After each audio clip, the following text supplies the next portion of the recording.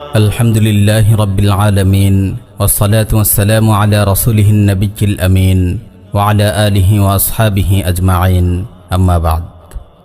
প্রিয় ভাই ও বোনেরা, আকীদা বিষয়ক আলোচনার পূর্বে আমরা আরও কয়েকটি মারাত্মক ফিতনার ব্যাপারে আপনাদের সতর্ক করতে চাই, যেগুলো থেকে আপনাদের দ্বীন ও ঈমানকে হেফাজত করা অতীব জরুরি।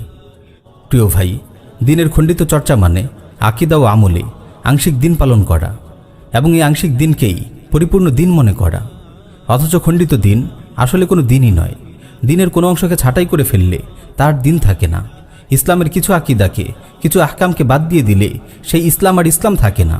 ইসলামের প্রবেশ করতে হলে পরিপূর্ণভাবে প্রবেশ করতে হবে।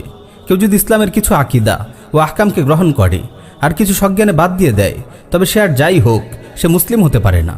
আল্লাহ রাব্বুল আলামিন পবিত্র কালামে মাজিদ ইরশাদ করছেন, ইয়া আইয়ুহাল্লাযীনা আমানু দুখুলু ফিস-সিলমি কাফা ওয়া লা তাত্তাবিউ খুতুওয়াতিশ শাইতান ইন্নাহু লাকুম আদুউম মুবিন। হে মুমিনগণ, তোমরা পরিপূর্ণভাবে ইসলামে প্রবেশ করো এবং শয়তানের পদাঙ্ক অনুসরণ করো না, নিশ্চয়ই সে তোমাদের প্রকাশ্য শত্রু। অন্য আয়াতে আল্লাহ তাআলা আরও ইরশাদ করছেন, আফাতুমিনুনা বিবাদিল কিতাব ওয়া তাকফুরুনা বিবাদ فما جزاء من يفعل ذلك منكم إلا خزي في الحياة الدنيا ويوم القيامة يردون إلى أشد العذاب। তবে কি তোমরা কিতাবের কিছু অংশে বিশ্বাস করো এবং কিছু অংশকে প্রত্যাখ্যান করো?